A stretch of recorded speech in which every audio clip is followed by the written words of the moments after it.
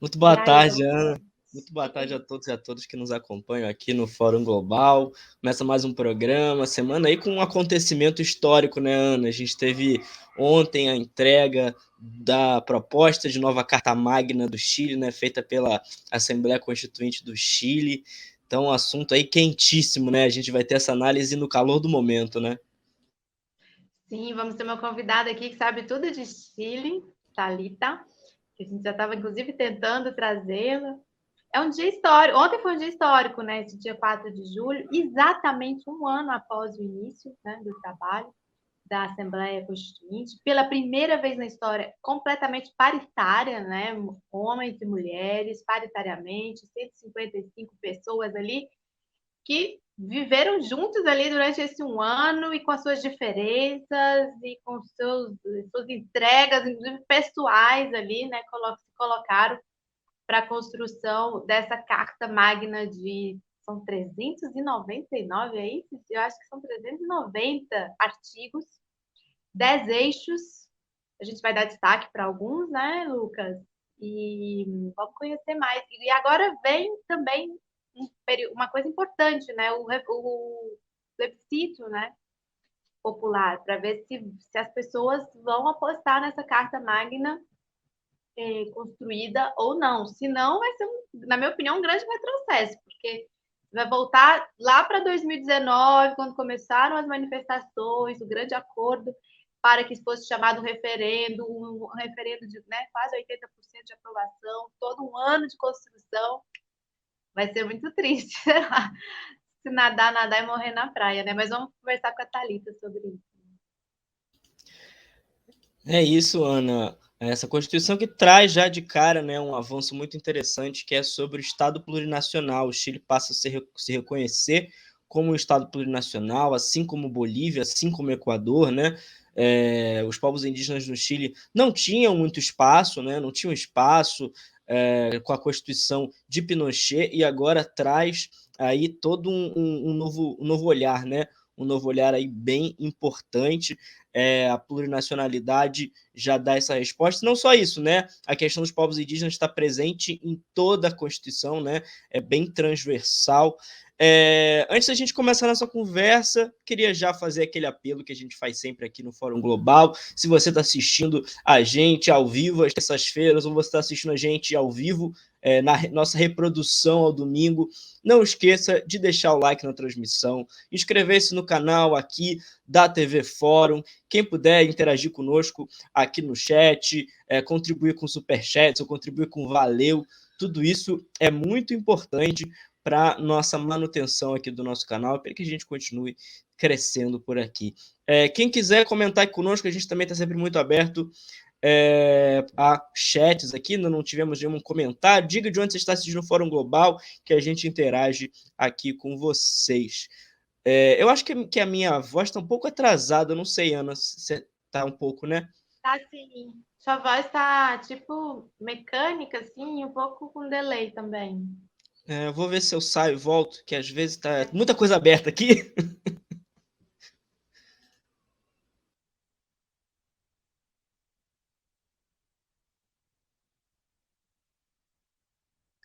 Bom, vamos esperar o Lucas voltar.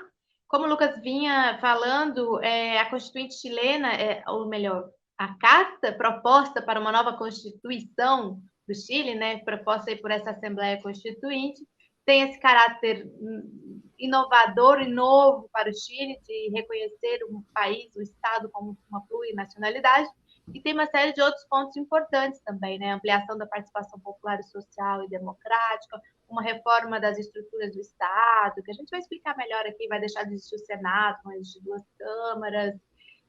Também tem a questão dos direitos sexuais e reprodutivos, que há avanços, a questão das privatizações, a questão essencial dos investimentos públicos em saúde e educação, a questão da salvaguarda da água, né, a não privatização dos recursos naturais. Ou seja, é uma carta bem avançada, né, Lucas?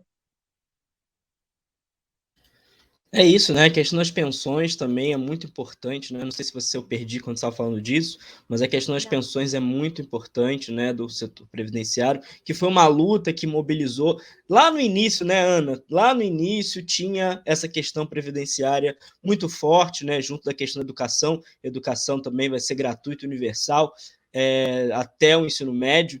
É uma conquista também presente, né? Vai ter um SUS, o Chile vai ter um SUS, também um avanço enorme em um país que não tinha a garantia de saúde dessa maneira, né? Tudo isso a gente vai conversar com a Thalita. Eu vou ver se ela está por chegar. A gente também tem outros assuntos interessantes para falar essa semana, né, Ana? O Equador conseguiu, né?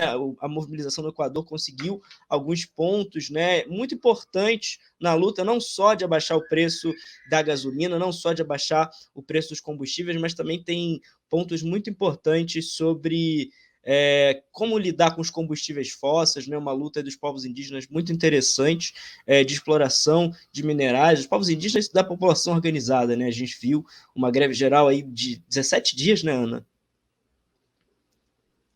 Foram 18 dias, né? Foram 18 certinho dias. 18 dias, isso.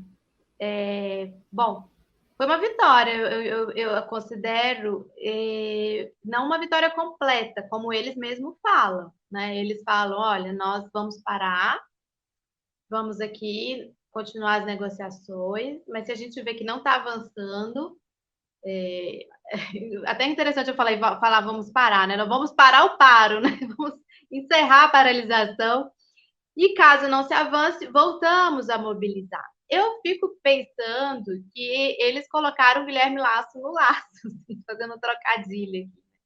Eles deixaram o Guilherme Lasso também numa situação complicada para ele. É óbvio que ele tem a maioria parlamentar, né? Ele tem uma certa segurança parlamentar que, inclusive, não conseguiu prosperar aí o seu julgamento, né? Não conseguiram os votos necessários, acho que ficaram em 80 votos, precisavam dos 92 votos para se avançar para a instalação de um juízo político, né? Um impeachment do Guilherme Lasso. E não prosperou isso, porque ele tem uma maioria parlamentar hoje bastante consolidada. E também por conta daquilo que a gente falou na última semana, que como é que eles chamam isso? Morte cruzada, eu acho. Eles chamam morte cruzada, né? Que é aquela questão de se você destitui a presidência, você dá uma zerada e tem que eleger todo mundo, tem que eleger tudo de novo no parlamento. Então, isso é diferente, né, de você só destituir um cargo. Quando você, né, coloca o seu cargo à prova também, a gente sabe que parlamentar não gosta de colocar o seu cargo em risco, né? Então, teve esse fator também. Mas eu fico imaginando que, neste momento, por mais que a direita lá, o governo Lasso tenha demonizado, né, os protestos, os líderes, falado que eles estavam prejudicando a população, porque estava parando o país, porque não estava passando ambulância, porque não estava passando remédio, porque não estava passando alimento. Eu não sei, eu fico pensando que o sofrimento da população, o impacto sobre a população, da alta dos alimentos, da alta dos combustíveis, da falta de segurança pública e dessas ameaças por parte de um aumento das milícias. Esse custo é maior para a população do que o custo de você conviver com uma paralisação de aí 2, 3 semanas, né? Porque se há uma confiança nesses movimentos, né, de que eles podem realmente representar os desejos e as necessidades, principalmente dessa população, eu não sei se o Laço vai ganhar essa narrativa, não. Me parece que não.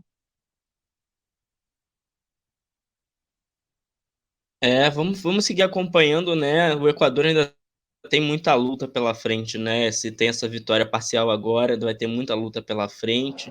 É importante que não tenha acabado, né, com um grande massacre. A gente teve mortes nessa jornada de protestos, né? Mas que bom que os movimentos conseguiram algumas vitórias, né? É importante também, porque participei de um Spaces outro dia que me perguntaram por que o Equador está tendo essa grande greve e o Brasil não tem. Porque essas coisas são construídas aos poucos, né, Ana? São em pequenas vitórias que vai dinamizando o movimento, né? Isso é muito do momento político de cada país. É muito. O Brasil, eu já ouvi falar muito que é um caso de estudo também, sociológico, de ciência política.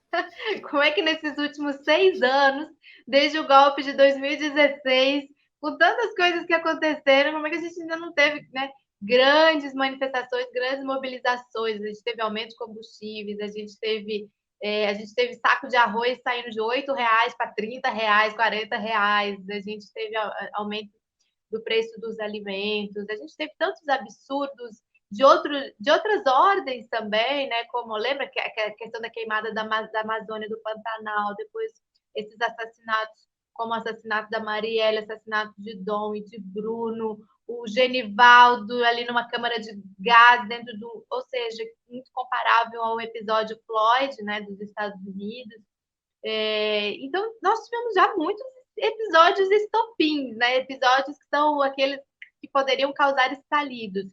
Mas realmente a nossa população há uma desmobilização nesse sentido, né? De falta de um apelo maior para as pessoas por essa via, né, de protesto. Agora, ao mesmo tempo, eu fico pensando que esse ano eleitoral a gente já sente nas ruas que as pessoas querem votar, que as pessoas querem lá colocar seu voto, que elas têm algo a dizer nessa eleição. Isso sim a gente está sentindo, né? E eu até ouvi outro dia de um cientista político falando isso. Parece que a população brasileira está apostando nas urnas, está resignada e resistindo e aguardando as urnas. E a gente espera que não venha um golpe aí, né, com esse processo que já está se armando de não reconhecimento das eleições. Nós tivemos a experiência da Bolívia, que está fresquinha, foi outro dia, né, justamente com essa tática de questionamento dos resultados eleitorais. A gente sabe que lá atrás, quando o derrotado Aécio questionou também os resultados, ali foi um estupim, né, golpista para o golpe, que veio depois, veio mais tarde. Então, vamos ver. Eu acho que esse segundo semestre de Brasil vai ser quente, assim, socialmente quente, com todo o processo eleitoral e o desfecho desse processo eleitoral. E o mundo e a América Latina estão olhando aqui para o Brasil. Todo mundo, inclusive, quer vir, quer observar, quer participar, ver como é que vai ser essa eleição. Existe muita expectativa, né, sobre a eleição. É isso. Ô, Lucas, se a É... gente tiver tempo para falar mais coisas, tem o Peru também, né? O rompimento aí do Castilho com o Peru Livre. Já é uma coisa que já estava dada, né? Esse rompimento ele já estava dado lá desde o começo, né? Logo no comecinho já houve ali demonstração de diferenças e acho que uma coisa que eu falei aqui em algum momento, em algum programa, como se o Castilho tivesse sido um pouco sequestrado também, né? Por alguns setores ali, o certo status quo, está tentando dirigir o seu governo, e eu acho que por isso também ele está resistindo e está. Inclusive, agora em julho, como é? Nós já vamos daqui a pouco para um ano, né? De governo Castilho. Julho Parece que ainda já são estava. 3 anos, né, Ana? Parece que já são 3 anos. Não, parece uma eternidade. Eu estou aqui pensando, porque julho do ano passado a gente estava acompanhando a apuração ainda, aquela apuração que não terminava nunca. Terminou. Foi final de julho, né? A posse, que eu lembro que coincidiu com o centenário da independência deles, né? Ah, e por falar em independência, já que nós estamos com tempo aqui, acho que a Thalita não chegou. Hoje, dia 5 de julho, é aniversário da independência da Venezuela. Hoje, e foi uma das independências mais importantes aqui da América do Sul, né? Porque ali os nossos libertadores, digamos assim, estavam todos envolvidos naquele processo, né? Simão Bolívar, principalmente, e outros como Sucre, San Martín, e que começaram, inclusive, um processo de integração da nossa América do Sul, né? Anticolonialista, né? Anticolonização, e mais tarde anti-imperialista com os nossos irmãos do norte, como eles mesmos falam, os venezuelanos gostam de falar assim, os nossos irmãos do norte. E a Venezuela parece que está, né, se recuperando aí daquele momento mais dramático, já está dando sinais de recuperação, talvez até com a guerra da Ucrânia, sendo beneficiada aí com essa questão da guerra da Ucrânia, porque está reativando o seu comércio as sanções econômicas. É porque os Estados Unidos, eles acham que eles têm uma chavinha lá que eles podem ficar regulando isso, né? Agora foi sanção, agora tira, agora eles se acham os donos do mundo, né? Mas acho que está acabando isso aí também.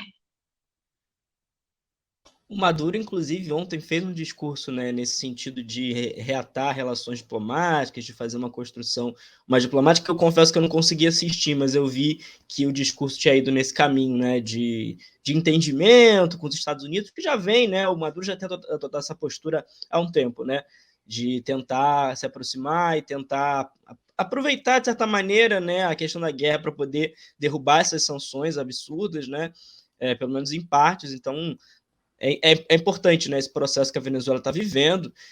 Queria agradecer aqui a Elizabeth Coutinho pelo Super Sticker, muito obrigado. Super Sticker e Super Chat são muito importantes para a manutenção aqui do nosso canal da Fórum. Estamos tentando falar com a Thalita aqui, Ana, mas não estamos tendo retorno agora. Então Sobre vamos. Venezuela ainda, o Alex Saab continua, né, naquela situação, né, de praticamente um sequestro, mas as mesas de negociação parece que estão retornando, né, estão voltando, estão sendo reativadas as negociações. E esse mês de junho passado, Maduro fez muitas relações internacionais, muitas.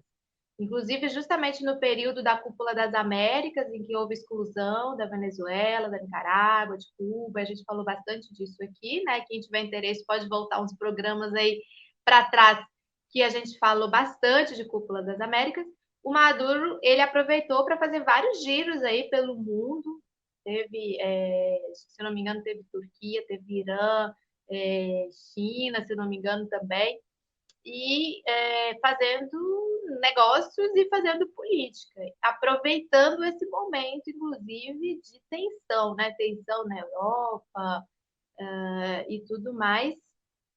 Então, ele está se sentindo mais seguro e realmente os Estados Unidos baixaram muitas bandeirinhas vermelhas aí com relação à Venezuela, até por uma questão de necessidade de suprimento energético, suprimento de petróleo com essa questão da guerra da Ucrânia.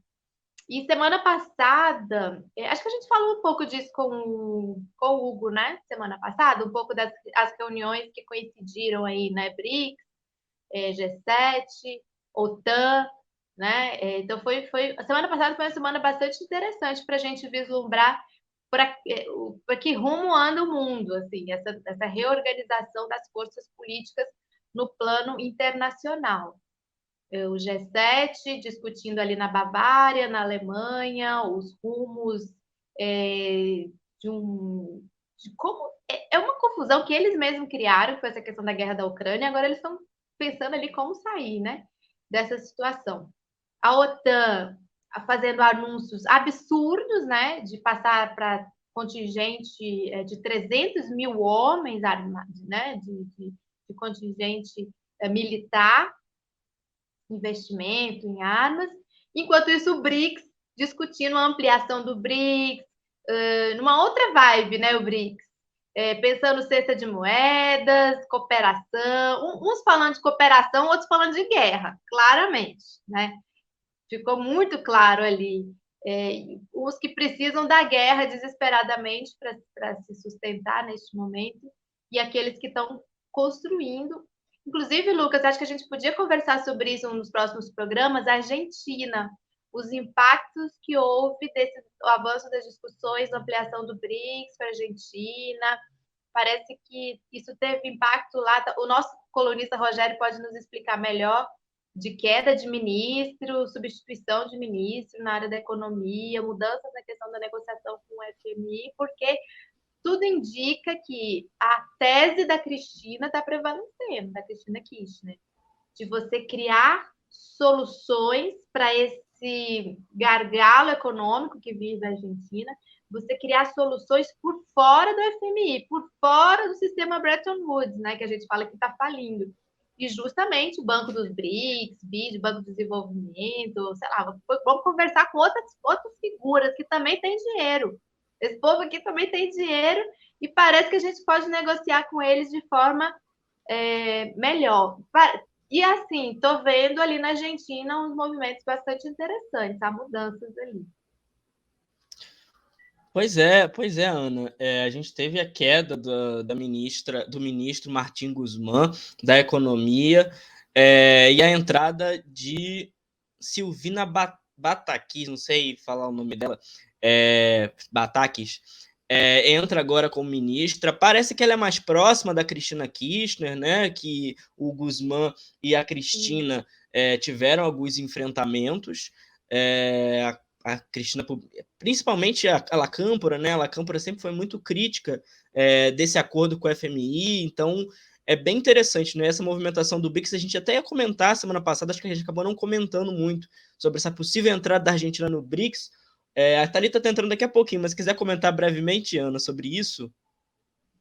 Não, achei muito interessante. Acho que a gente tem que ficar de olho nesses movimentos, na formação desse BRIC Plus, né? Desse BRICS mais, né? Ou seja, já existe uma série de negociações aí com vários países que estão querendo expandir os BRICS, enquanto os Estados Unidos e Europa estão falando de guerra, falando de OTAN, falando de embargo, falando de boicote, causando, inclusive, um problema sério para o abastecimento de alimentos, de abastecimento energético, para os seus próprios povos, né, para os seus próprios trabalhadores.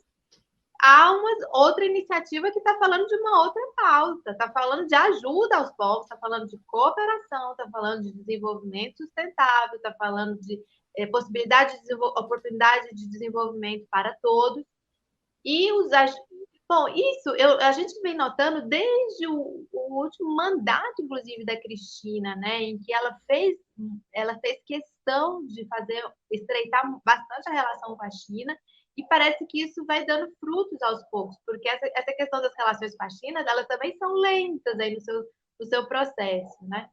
E ela tem apostado nisso, tem muito a mão dela nesse processo, né? Embora parece que ali tem um ciúme, né, entre Fernandes e Cristina, eles não gostam muito eles preferem talvez uma vice mais decorativa, mas ela é uma figura que tem muito Não tem poder como, né, também. Ana? Não tem como deixar a Cristina Kirchner decorativa.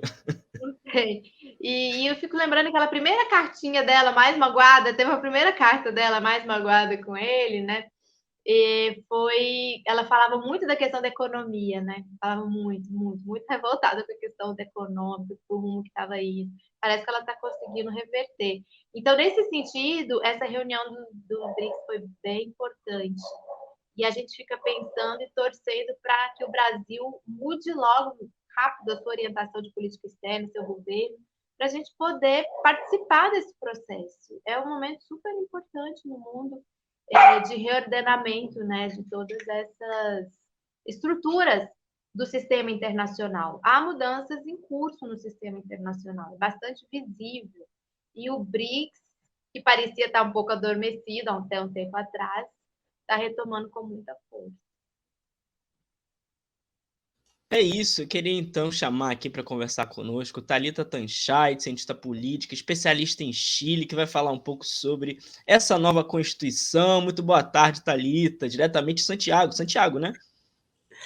Isso mesmo, boa tarde, Ana, Lucas. Desculpa esse pequeno atraso, eu confundi, fiquei completamente perdida no fuso horário hoje. Mas, enfim, um prazer estar com vocês novamente, mais uma vez. Bem-vinda! Até que enfim, eu insisti contigo uns tempos para trás, e não devia, inclusive, porque você estava sem condições, literalmente, né? Então, muito obrigada por você estar aqui com a gente. A gente sabe que é um esforço. Thalita, a gente começou conversando um pouquinho sobre, né, os eixos dessa nova Constituição que foi entregue, né? A gente queria saber o que você destaca para a gente sobre essa nova Constituição, né? O que ela traz de positivo, né? O que se falava muito, né? Que essa Constituição seria a tumba do neoliberalismo. E eu queria ouvir de você como é que você avalia esse documento que foi entregue ontem para o presidente Gabriel Boric. Bem, em primeiro lugar, eu acho que é importante a gente destacar, né, esse rito histórico que já foi mencionado várias vezes, inclusive aqui na Fórum, nos programas que eu assisti e que eu participei, mas é uma Constituição, uma proposta de Constituição, no caso, que não tem o problema de ilegitimidade de origem da Constituição de 1980, né, feita em plena ditadura, e que, apesar de ter sido reformada ao longo dos últimos 30 anos, tinha esse problema, porque não se originou na soberania popular. Então, eu acho que isso é algo destacável, né, na medida em que esse processo constituinte ele é fruto de um plebiscito que definiu pelo processo constituinte, depois de um processo de eleição de quem seriam os representantes e as representantes, num contexto em que houve representação das regiões, paridade de gênero, reserva de vagas para povos indígenas. Então, acho que isso é um ponto a destacar. Assim. Sobre essa proposta da nova Constituição, que está sendo alvo de bastante polêmica aqui hoje, né? E será até o dia 4 de setembro. Eu não sou constitucionalista, não é bem a minha área, então não quero fazer debates de juristas e constitucionalistas. Mas, pelo que eu li e pelo que eu tenho acompanhado dos debates do texto, é uma Constituição que avança bastante em direitos sociais, então, em direito à água, em direito à moradia, em direito à saúde, em direito à educação, acho que avança bastante nesses aspectos que são muito deficitários, ao qual o Estado chileno tem uma capacidade muito limitada, e ela provoca uma modificação importante no desenho, né, institucional.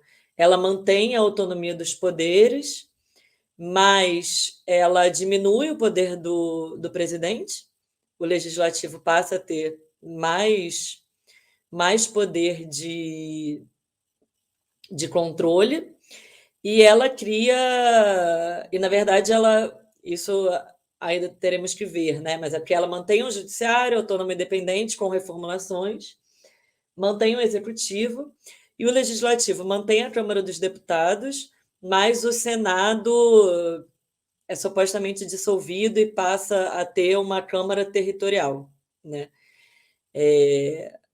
Que aqui está tendo muito alarde, assim, mas que eu não consigo ver tanta diferença assim para o que seria o Senado. E só para completar, o que é bastante importante também, né, dessa Constituição, dessa proposta, é a questão da descentralização, né?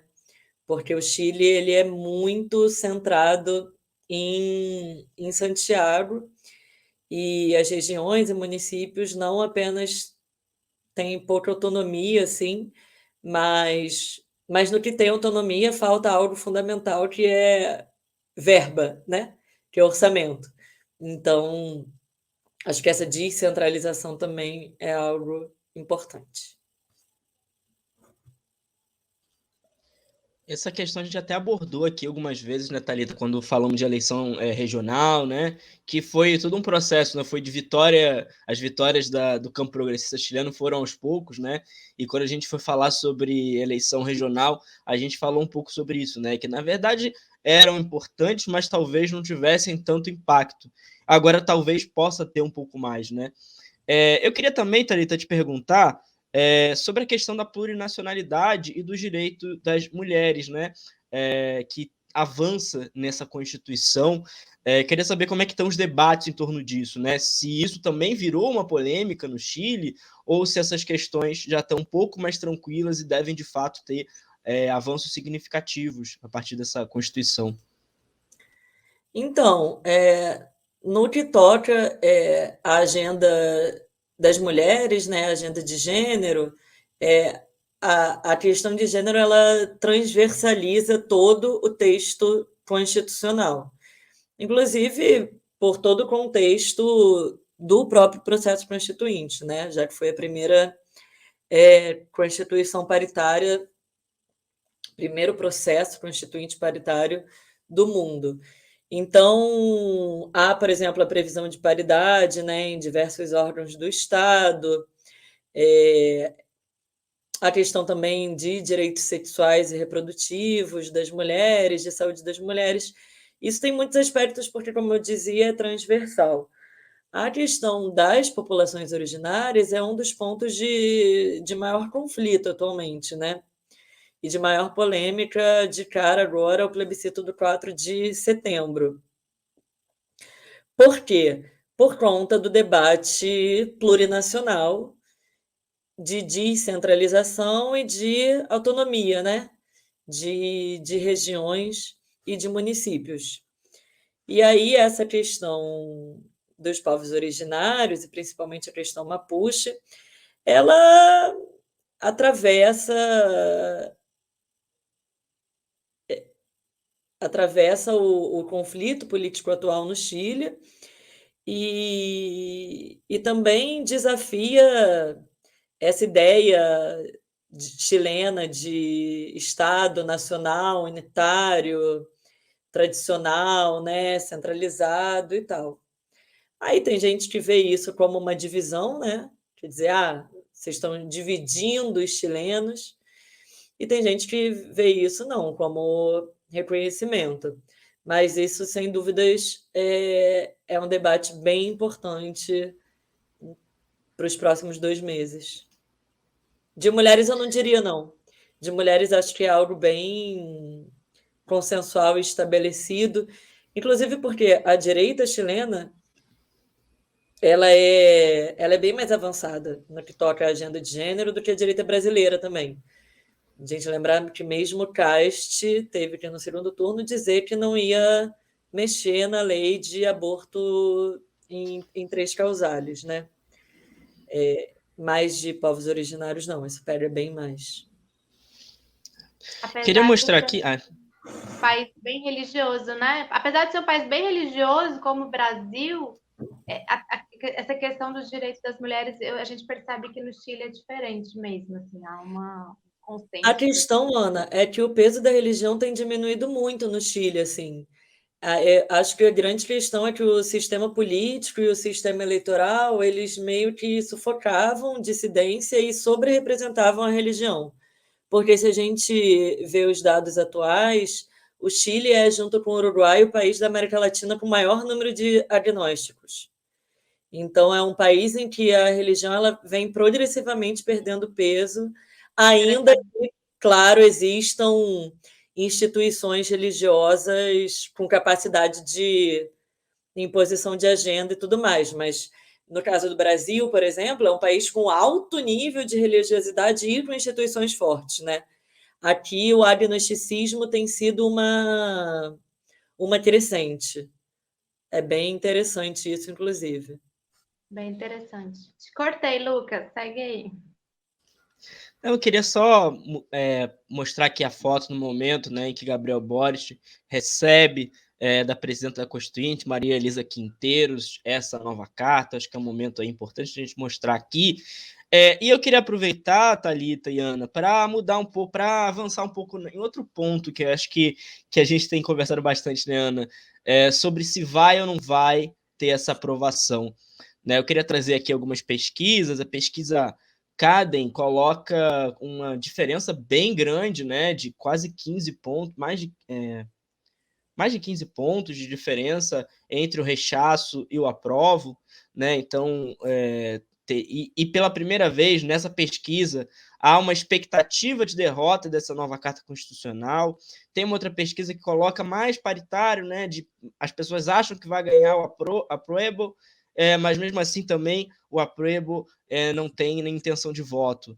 E a gente teve ontem, eu não lembro se foi hoje ou se foi ontem, Ricardo Lagos, ex-presidente Ricardo Lagos, se manifestando. Ele se coloca nem em favor nem contra, mas a gente sabe, né? Nem a favor nem contra é contra. Se ele está nem a favor nem contra dessa Constituição, é contra.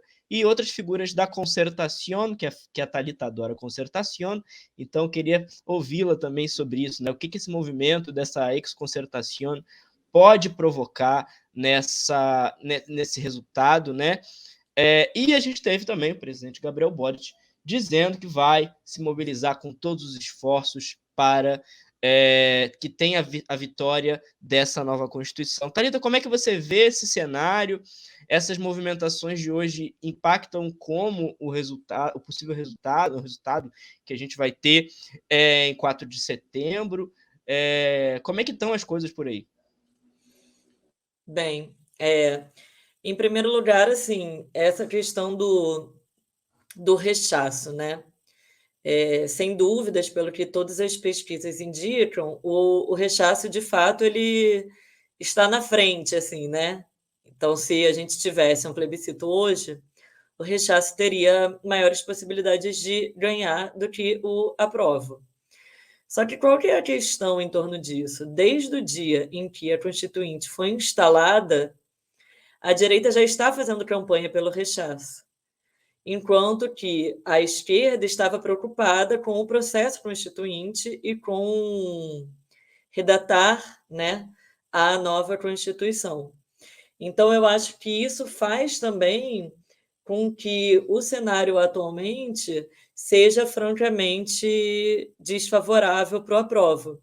Porque só a partir de hoje, que a campanha de hoje, ou de ontem, né, que a campanha do aprovo está saindo em terreno também, né? E não é apenas o aprovo, mas é um campo político com grandes desafios atualmente, então que está dividido em várias frentes. Se a gente pega, parece que atualmente todo mundo de esquerda está sendo chamado para trabalhar no governo, porque assim, é isso, né? É o primeiro governo de esquerda, o primeiro governo desse campo político, assim, então eles também não têm essa mão de obra que outros governos, já com experiências locais, estaduais e nacionais pregressas, têm. Eles têm um desafio no legislativo, porque é um contexto em que a coalizão é minoria no legislativo, né? E eles têm esse desafio na Constituinte. Então, assim, requer uma divisão de mão de obra, uma soma de esforços muito grande. Que eu acredito que agora que se está começando, né, a ir a terreno, eu acho que essa correlação pode mudar um pouco, assim. E com um poder muito grande da direita, né? Midiático, de terror e de distorção, inclusive, do que a própria Constituição diz. Porque disse que a esquerda, ou que essa maioria, né? Porque foi uma Constituinte com maioria de esquerda, era muito sectária, radical, não sei o quê, nananã e tal. Mas as normas, né, as leis, os artigos, eles foram aprovados sempre com maioria, sempre por ampla maioria. Se eu não me engano, o mínimo de 60%, a média de aprovação é 67%. Então, não é bem assim, né? A história não é bem essa. Sobre a concertação, assim, sobre essa postura do Lagos, né? Eu não sei qual que é a capacidade de uma opinião dessa influenciar a cidadania, assim, a população, porque o Lagos, enfim, ele é considerado um grande estadista, foi o primeiro presidente que fez as principais reformas da Constituição de 80, então que derrubou os senadores designados, o peso das Forças Armadas, né? Substituiu o poder militar pelo poder civil, assim, mas ele já é um cara extremamente velho, assim, que foi presidente de 2000 a 2005 e que não esteve à frente.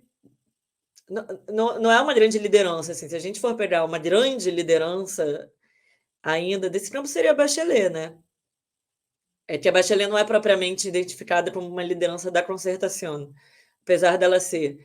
Ela é uma liderança carismática que também pertence à concertação, mas digamos que ela transcende. E daí, para além do Lagos, tiveram opiniões importantes hoje da democracia cristã, de deputados da democracia cristã, senadores, da Ximena Rincón, por exemplo, que é uma senadora bem importante, deles, que inclusive é a irmã da apresentadora da CNN daqui, Mônica Rincon. Mas que eu também, assim, eu tenho minhas dúvidas sobre qual que é o peso que essas pessoas têm, sabe? Porque não sei, assim, eles também fazem parte de uma coalizão que foi derrotada, né? E a DC, a Democracia Cristã, derrotada na convenção, nas eleições, na parlamentar e tal. O PS não, o PS continua com força, mas o PS está dividido, porque eles estão numa disputa interna forte, mas a orientação do partido é aprovar. E o Labras não faz parte de nenhum campo, assim.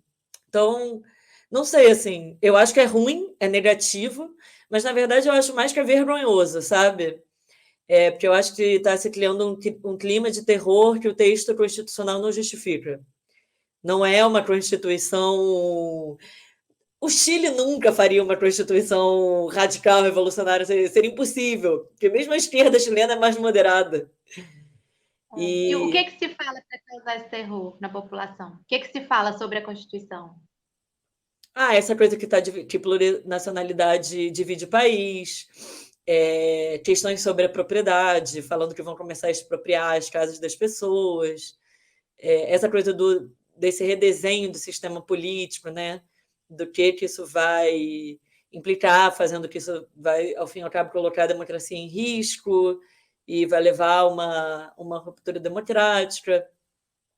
As questões em torno do poder judiciário também, né? Dessa casta que vai ser um pouco mexida. Mas eu não sei, assim, eu confesso que eu não estou acompanhando intensamente isso, a carta constitucional em si, até porque não é minha área, né? Eu não sou constitucionalista, então o máximo que eu posso fazer é ler. Mas a gente lê e essas coisas você precisa de um jurista. Mas pelo que eu vejo, assim, me parece mais uma coisa de terror, assim, sabe? E um establishment muito conservador, porque a concertação a ex-concertação, né? Faz parte de um establishment extremamente conservador, não apenas não à toa governaram o Chile por 25 anos, nessa democracia de acordos e tal. Então, não sei, assim, tem que ver, né? Eles estão falando eu li hoje, rechazar com esperança.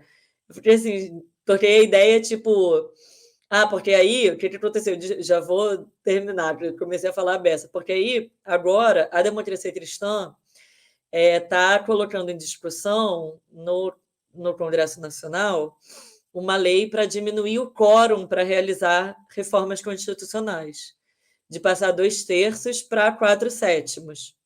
Então, o que eles estão falando olha, a gente não precisa aprovar, a gente pode rechaçar e, em troca, a gente aprova essa reforma constitucional e aí a gente modifica por dentro. Mas que é basicamente o que foi feito desde 1990, assim, né? Então, e aí o pessoal da prova agora está falando aprovar para avançar ou aprovar para reformar, na ideia de tipo assim, calma, esse é só o começo. Ainda vai ter muita água para rolar. Até porque precisa toda uma implementação ainda, né, Thalita? Ela vai ter que ter um monte de lei durante o governo Boris para poder regulamentar a Constituição, né? Ana, tem uma pergunta para fazer para a Thalita? Algum comentário sobre isso? Até sobre isso, Lucas, que você colocou, eles têm, junto com a entrega da proposta constituinte, tem uma hoja de ruta, um guia, assim, né, para o processo de implementação da Constituição caso ela seja aprovada. E é um processo que dura 5 anos. Então, não é uma coisa do dia para a noite. Isso para fazer a mudança administrativa, né? Porque a implementação de uma Constituição é algo que, enfim, leva décadas ou muito mais tempo. Então, teve um momento aqui que eu caí, eu não sei se a Thalita já respondeu essa questão, que tenho participado de várias lives e sempre as pessoas perguntam por que essa questão da aprovação, né, ao governo Boric, por que estaria tão baixo, né? Não sei se Thalita já respondeu sobre isso. Tem um pouco a ver aí também com a questão das encuestas aí pelo Apoebo ou não, né? Não sei, até fica uma pergunta, tem uma coisa a ver com a outra. Então, Outra perdão. pergunta é o seguinte: qualquer processo constituinte, você começa com um sonho e esse sonho, no choque com a realidade, ele vai, né? Você vai tendo rompimentos com grupos, né?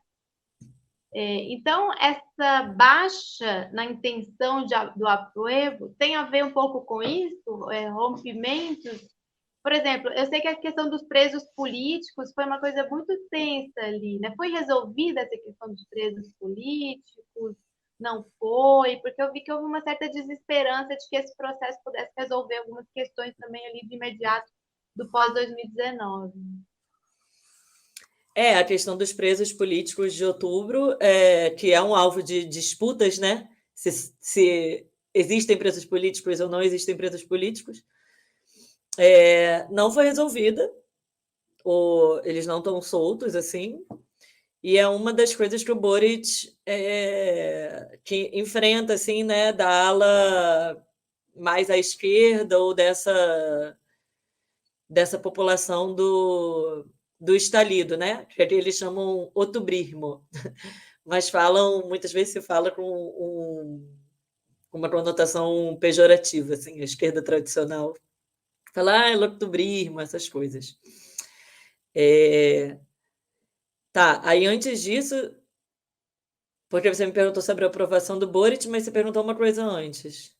Não, eu perguntei sobre a aprovação do Boric, sobre o processo constituinte foi gerando tensões e rupturas com grupos que anteriormente apostaram muito nessa Constituição, isso, né, tem a ver com essa baixa, né? Sim. Do apoio. É porque eu acho que é o seguinte, sobre a baixa aprovação do Boric, eu acho que qualquer pessoa que chegasse ao governo no Chile ia acontecer, assim, de start, esse desencanto muito rápido, né?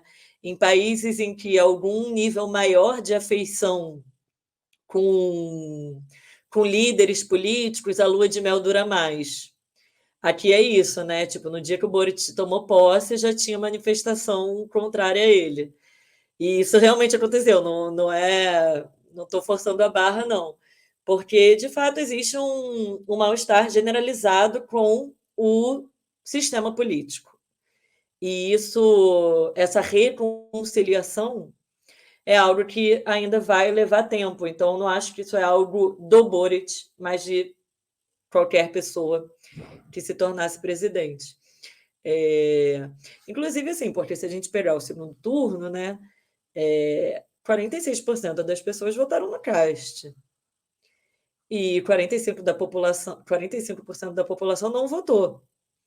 Então, essa questão da legitimidade democrática, principalmente em países com voto obrigatório conseguem com mais facilidade, né? Como é o caso do Brasil, assim, aqui vira um obstáculo muito grande. Com uma dificuldade adicional que eu acho, né? Não existe no Chile ainda um partido ou uma coalizão com capacidade de dirigir um processo político, né? Isso ainda não é identificado, então é uma população sem identificação partidária ou com um campo político, é muito mais de rechaço, assim. Apesar dos esforços para que a Proebodignidade se torne isso, ou mesmo a Convergência Social, que é o grupo do Boric, né? Mas isso eu acho que é um desafio gigante, assim, que não tenho muitas esperanças quanto a isso. Pelo menos não agora. E daí, eu acho que tem duas coisas, assim. O futuro do Boric e da Constituinte estão casados, porque são parte de um mesmo processo. Apesar dele não ter sido uma liderança em 2019, ele faz parte da primeira geração que questionou o modelo político chileno, né? Então, que abriu as portas para que em 2019 tenha ocorrido o estalido social. E com eleições muito casadas ao longo de 2021 e que estão absolutamente correlacionadas. Então, quem votou a prova votou Boric, quem votou Rechaço votou Cast, né? E com uma expectativa de que o Boric seria que a tarefa dele e eu realmente acho que essa é a tarefa dele também, assim, que a tarefa dele é ser o presidente que vai dar início ao processo de implementação de uma nova Constituição, né? Que é fundamental para esse processo de reformas, assim, para criar uma estrutura mínima de bem-estar, assim, dentro do Estado chileno.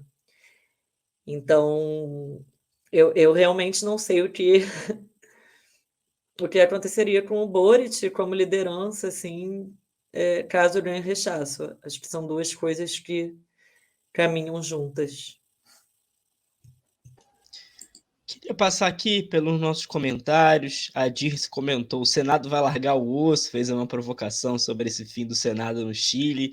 O Lucas de Souza Martins fez uma pergunta interessante: há semelhanças entre o processo constituinte de 88 no Brasil e este no Chile, em termos de cenário político e conquista social? Lucas, que é de Brasília.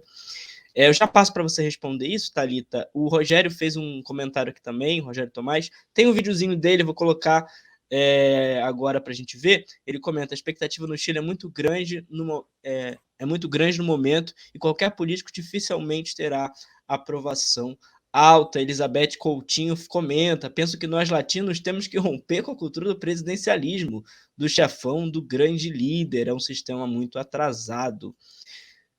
Thalita, eu vou botar o vídeo do Rogério, depois você comenta sobre o vídeo do Rogério e sobre os comentários que apareceram por aqui também. Olá, pessoal do Fórum Global, um prazer estar aqui de volta, faz tempo que não apareço, e que bom comentar um fato tão importante, tão histórico e simbólico, que é a entrega da Constituição, do texto final da nova Constituição do Chile, a entrega feita pela Convenção, e agora vai submeter ao plebiscito de saída, como estão falando, no dia 4 de setembro, inclusive espero estar lá para conferir. E vou direto ao ponto, acho que durante o programa e mesmo no noticiário, na internet, todo mundo já tem um pouco de ideia do texto da Constituição, um texto claramente anti-neoliberal, ainda que com algumas, entre aspas, concessões ao neoliberalismo, mas é sem dúvida nenhuma um texto muito anti-neoliberal e indo direto ao ponto que acho que interessa discutir se o texto vai ser aprovado ou não. Na minha opinião, vai ser aprovado sim, por vários fatores, mas sobretudo porque o mesmo processo ou os mesmos atores que vêm comandando mesmo, esse é o termo, a política do Chile desde outubro de 2019, continuam basicamente na mesma conjuntura. Não houve nenhuma grande mudança na conjuntura que permita afirmar com muita ênfase de que essa Constituição não vai ser aprovada, ou seja, que esse bloco, que obviamente é complexo internamente, são vários atores políticos envolvidos, com contradições e com disputas entre si, mas não tem nenhum elemento novo que possa dizer esses caras vão ser derrotados agora, por isso. Não vejo. O único indicador que temos são as pesquisas, só que tem um detalhe: as pesquisas são feitas com o conjunto da população e o comparecimento aos processos eleitorais do Chile é muito baixo. E todas as vezes, nos últimos 2 anos em que precisou da população, ela foi e deu o recado amplamente contrário ao bloco neoliberal, ao bloco conservador do Chile, e eu não acredito que vai ter mudança nisso agora.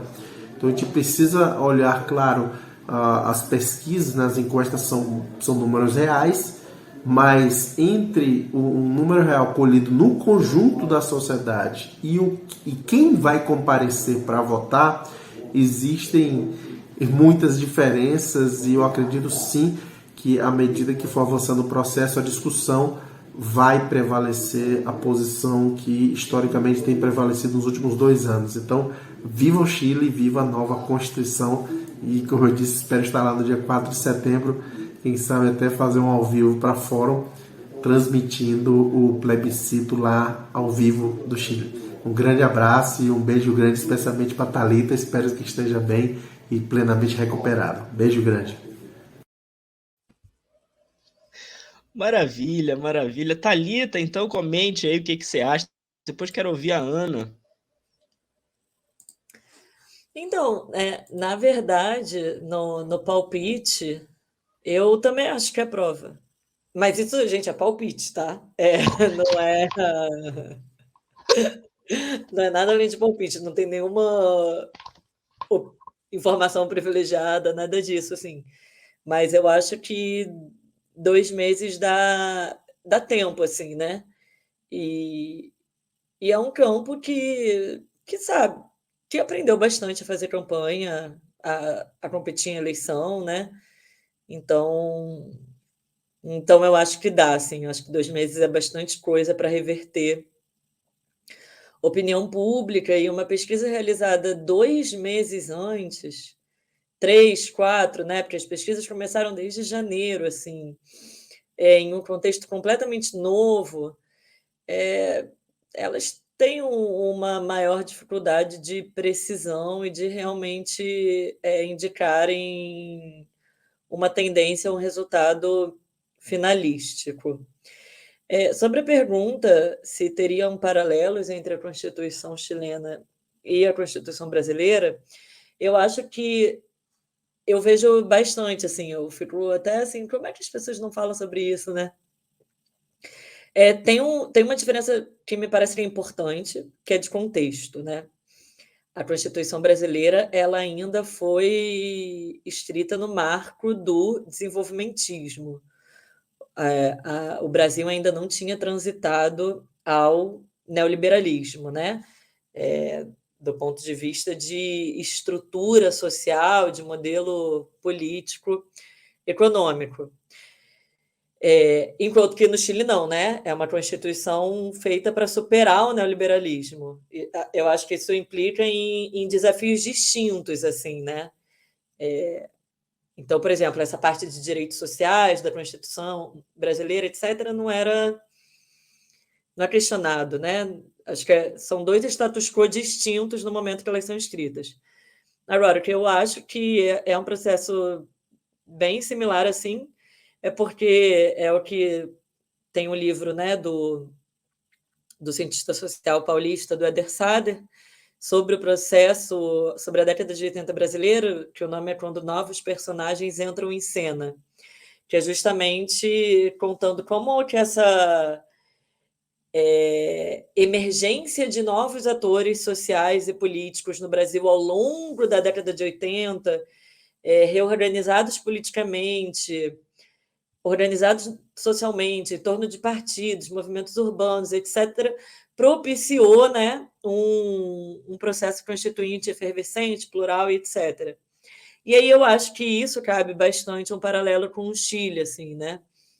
Não foi no período ali da transição à democracia, mas foi um processo que foi essa reinvenção da ação coletiva que permitiu essa impossibilidade de que um plebiscito fosse puxado, né? Essa impossibilidade de que as coisas não mudassem, assim. Então, eu acho que tem paralelos. E a parte de direitos sociais, especificamente, eu acho bem parecida. A diferença é que a gente estava pensando em expansão, né? E aí, ao longo da década de 90, Fernando Henrique aprovou, né, várias coisas infraconstitucionais para ir tirando um pouco esse teor tão social-democrata da Constituição de 88. E aqui é criada de uma estrutura completamente nova.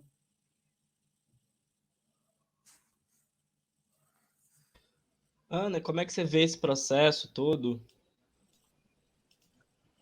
Eu não gostei muito de ouvir o Rogério, a Thalita, eu acho que eles têm bastante mais elementos, inclusive de estarem no terreno, isso faz muita diferença, né? Você respirar o ar aí que os chilenos respiram, ouvir o que eles estão ouvindo no rádio, ver o que eles estão vendo na televisão, sentir um pouco, isso faz diferença na análise, né?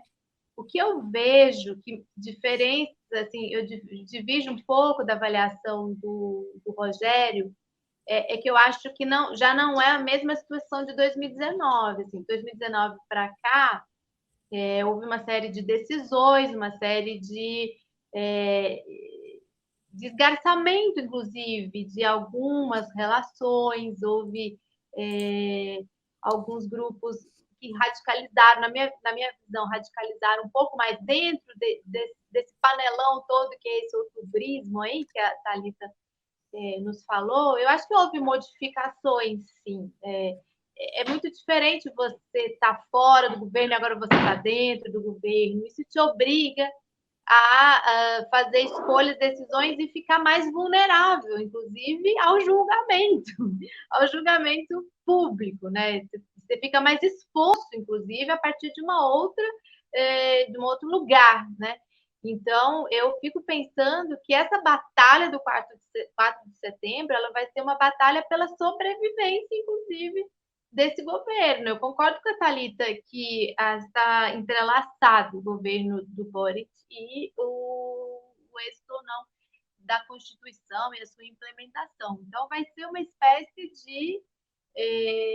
de plebiscito, uma espécie de referendo também quanto ao governo. Vejo muito isso. E eu não subestimemos as forças opositoras, né? E as forças que querem atrapalhar justamente que aconteça o que está acontecendo, que é isso na América Latina. Desestruturação de elites, novas regras, novos marcos legais, democratização.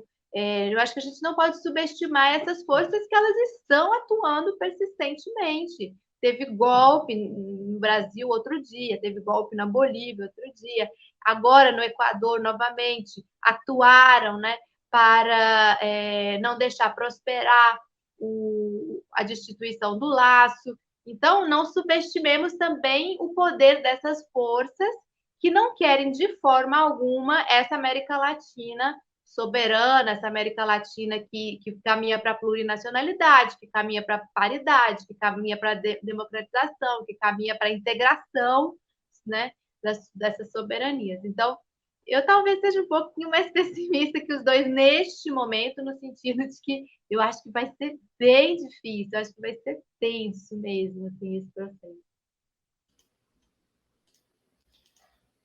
Bom, estamos encaminhando para o final, gente. Ainda quero ouvir mais um pouquinho Thalita e Ana comentando sobre esse processo, né, para a gente encerrar por aqui, mas já estamos encaminhando para o final. Quero agradecer a todos e a todas que nos acompanharam até agora, quem está assistindo aos domingos, nossa audiência aos domingos tem subido bastante, então aos domingueiros e às domingueiras, um bom dia, né, que ainda tem um longo dia pela frente. Nosso programa domingo é reprisado às 8 da manhã, então quem está nos assistindo, um bom dia aí a todos e a todas. Então, quem está nos assistindo até agora, daqui a pouquinho tem o Brocou com a Sinara Menezes às 8h30, então fique por aqui ainda na TV Fórum. E também não esqueça de deixar o like, inscrever-se no canal, quem pudesse contribuir com superchat, super sticker ainda dá tempo, gente, ainda dá tempo. E é isso, quero então ouvir aqui as considerações finais de Thalita Tanchat, para depois passar para a Ana, né? O que a gente pode esperar aí desse processo, né? Esse processo que vai ter muita disputa, né, Thalita?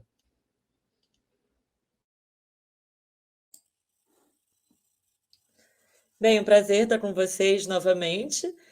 Eu não teria muitas considerações adicionais, porque é isso, né? Eu tenho um palpite, uma aposta, mas também não acho que existe nada ganho, que a partir de agora é disputa política, né? E disputa por voto.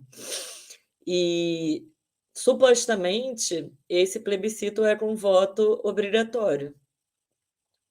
Só que isso não quer dizer que as pessoas irão comparecer simplesmente porque se decidiu que o plebiscito era com voto obrigatório, né? Não tem nenhuma sanção muito grave caso as pessoas não votem, e a cultura aqui é de não votar, né? Ou ela é muito inferior ao Brasil e aos outros países. Então, vamos ficar de olho, vamos ver como esse campo do establishment se comportará, né? Da concertação, da democracia cristã e do Partido Socialista, que estão em disputas internas e em divisões também no que toca o plebiscito. E agora que a vida está começando, só uma coisa também para a gente ficar de olho, assim, porque ainda não está completamente claro qual será o papel da Bachelet nessa campanha. A Bachelet, ela está saindo do cargo dela, né, na ONU, e tinha muitas expectativas em torno disso, porque pensando que ela sairia para fazer campanha, ela já disse que não vai fazer isso, porque ela talvez seja a pessoa com maior capacidade da velha guarda, né? Talvez não, ela com certeza é a pessoa com maior capacidade de mobilização eleitoral. Inclusive, se instalou uma polêmica gigantesca aqui quando ela saiu do cargo, um desespero generalizado ou uma alegria generalizada. Então, vamos prestar atenção em como alguns atores chaves com capacidade de agência e de mobilização irão atuar pela prova, assim, porque a campanha do rechaço já está muito arredondadinha e só ganhando apoios, né? E agora vamos ver como que esse outro campo, a partir de agora, vai se portar e mobilizar a sua parcela do eleitorado. Muito bem. Não, só quero agradecer muito, Thalita, por estar aqui com a gente hoje. Rogério também, que voltou aí, que mandou o vídeo. Nossa audiência também. E acho que foi transmissão de pensamento, porque eu estava aqui pensando no que falar. E eu falei, gente, não perguntei da Bachelet, porque eu não vi nenhum pronunciamento dela. Eu estava pensando justamente isso. Quando você começou a falar dela, eu falei, acho que a Bachelet pode ter, né, um influência nesse debate. Não vi nenhum posicionamento dela, assim, mais explícito nesses últimos dias. E é isso, Lucas. Vamos observar, vamos continuar analisando. Semana que vem estamos de volta, né? Um abraço para os nossos domingueiros também que nos acompanham. E é isso. É isso, gente. Então a gente fica por aqui. Até a próxima semana. Muito obrigado a participação de todos e todas. Muito obrigado a participação da Thalita, que esteve aqui conosco hoje. Então, até a próxima semana.